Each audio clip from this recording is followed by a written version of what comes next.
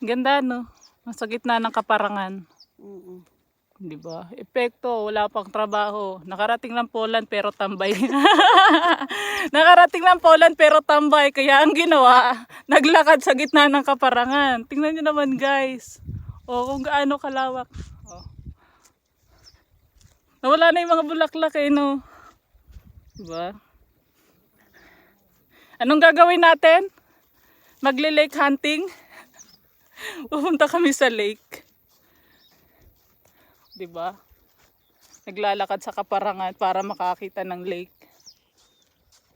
So, yan. Dito kami sa kabukiran. Sa kabukiran ng Poland, the other side. Yan, dala kong kasama. Bodyguard. Dala kong bodyguard. Layo pa ba?